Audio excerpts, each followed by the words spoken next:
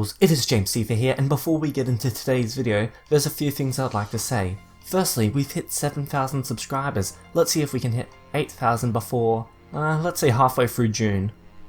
So, please hit that subscribe button if you haven't already, and secondly, there is links to my Patreon where you can support this channel, and there's a link to the Discord down there as well, and it'd be awesome if you joined us. If you haven't watched the previous parts for this series, they will be in the description below.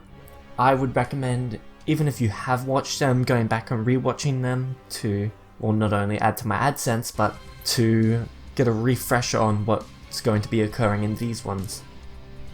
Anyway, now into the video. Whilst running down Snake Way, Goku got distracted, having sensed some nearby power levels. These are weird.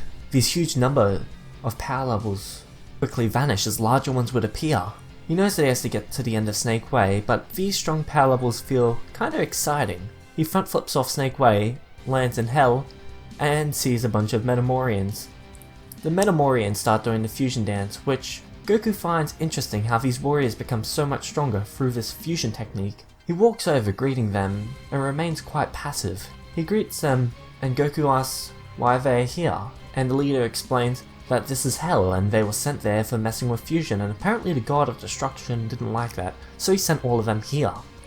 Goku is a bit upset by this. He asks and learns a bit more about the fusion technique. He then spends the next 12 to 16 hours practicing the technique, without using his ki of course. He doesn't want to accidentally fuse, and he gets it down to a near flawless standard, which impresses them as, well, that's rather quick, especially for one of their race, let alone a human, or in his case a Saiyan. Goku finishes learning the dance and tells them he must continue on his journey. He leaps back upwards, going back onto Snake Way to finish his trip. From here the timeline actually goes pretty much the same way. The reasoning for this is, Goku doesn't normally share his techniques, so up until the point that he'll actually need this technique, he won't actually show it off. So even in the 3 years of training, Goku didn't really think of the dance to be useful, and he kept it in the back of his mind. Then we fast forward to the 10-day gap before the Cell Games. Shortly after Goku goes to Korin to test his power, he flies back up to look at. This is mere seconds after Vegeta and Trunks re-enter for their second year. Goku looks at Piccolo, tells him he isn't quite strong enough to beat Cell, which worries not only the Namekian but everyone else listening. It's not like Goku to admit the fact that he isn't strong enough to win a fight. Piccolo tries to keep his composure, keeping his arms crossed, and says, "I know it isn't like you, Goku. Do you have any special techniques prepared?" Goku thinks about this for a minute. He thinks of every technique he has learned. It takes him almost all day to remember. Yes, that's it! He looks up and tells everyone, the Metamorian, I think that's their name. Piccolo cuts in, the Metamorians. The people who taught him about a technique to fuse with some people with similar power levels and stuff. This interests everyone, as fusing people? Bulma immediately thinks, oh, they're going to attach people together. Are they going to cut up each other? They're not going to cut up my son. So Goku starts showing them the dance, and Piccolo looks at it and is rather embarrassed just at the sight of it.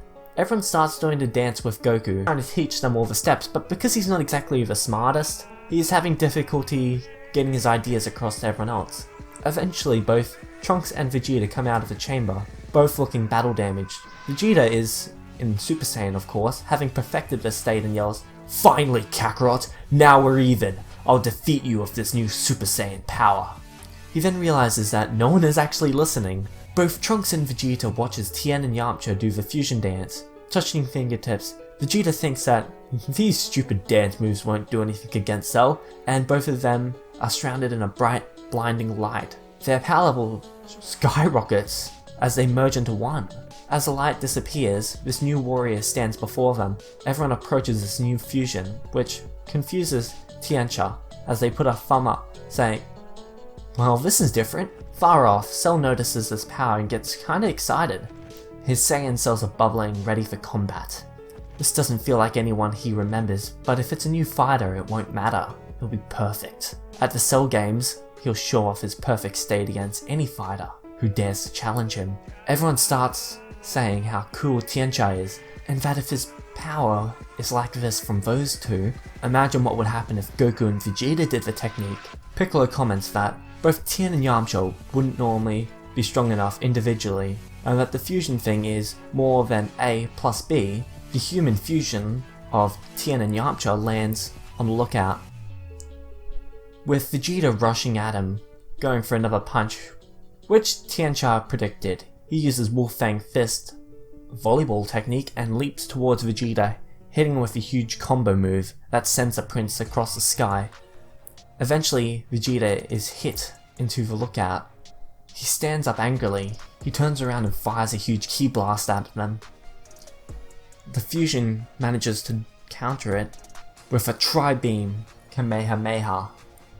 Tiancha and Vegeta rush at each other, fists extended, but just mere seconds before their fist contact, the human glows bright, and then he snaps in half back into Yamcha and Tien as they both fall to the lookout, hitting their heads against the ground. Vegeta powers down, lands, saying, "Not so tough now, are you? You wouldn't be anything without that little dance of yours. I could kill you both now." He holds up two hands towards them, both with ki blasts. They look on in fear. "Now I demand you refuse, so I can beat you." Says, "It isn't that simple. After defusing, two people have to wait before they can fuse again. It takes 1 full hour. That isn't like they can go into the time chamber." Vegeta is about to fly off when Trunks stops him, telling him to stay for a moment. He wants to learn this fusion dance. The Saiyan Prince does not care about this and leaves. But then Trunks threatens to make sure that Bulma disables the time chamber. This makes Vegeta clench his fist and scowl. He knows Trunks isn't lying when he says that, because Bulma is pretty capable of just about anything in Vegeta's mind. Vegeta lands back on the lookout and leans against one of the wall. Everyone practices the dance some more, with Trunks trying to get the hang of it, and they're trying to get a better understanding of it. After about an hour, Trunks tells Vegeta that they can leave. The two of them fly off to go train a little bit more. Tien and Yamcha go inside the time chamber as they want to better themselves for Cell games. They now feel like they can actually do something instead of just being extras in the background. The two leave, and after about 2 months in the time chamber, their bodies aren't quite able to handle it the way that they were hoping. They leave the time chamber quite well trained, and they think they're ready. So everyone just spends the next remaining time resting. Now, it's finally the start of the Cell games, and things go pretty much the same as they did originally, with 16 being rebuilt for the occasion. Cell has his arms crossed, scanning the Z fighters, trying to find that unique power level that he found the other day. He keeps thinking, who could it be? He's taking even less notice of Mr. Satan than in the original. Goku's about to step up, but Cell stops him. "That power level, the one that Vegeta fought, where are they?" Both Tien and Yamcha step up, making Cell chuckle a bit. "These two humans rivaled Vegeta?" Perfect Cell just grins. "Alright you two, I want you to both come at me." The two land in the arena, then do that silly little dance that Vegeta just despises, and they become Tiancha once more. Cell just grins at this. "See, this is why I gave you all 10 days. You're able to bring out some remarkable result in this time. I'll even let you both have this first punch." Tiancha goes in for a quick attack. The two start fighting, with Cell actually toying with the human. It's just too easy for him. Tiancha lands on the arena floor, uses the multi-form to split up, and rushes back at Cell. With ease he counters them with death beams, taking out 3 of the 4 clones. With a grin on his face, he grabs Tiancha by the neck and starts to punch him over and over until the fusion just breaks apart. With one final attack, they do Donon Kamehameha at Cell, which pierces through the android's gut. Just very, very slightly. It doesn't go all the way through. His chest heals pretty much straight away, and, well, he just goes and backhands them both out, and the fight is over there. Both Tien and Yamcha fall out of the arena, heavily damaged. Krillin is about to give them a sensu bean, but they refuse, saying, maybe someone else will need it. Anyway, that's it for this video. Thank you all for watching. Don't forget to rate, comment, and subscribe, and as we always say, peace out mortals, have an amazing day.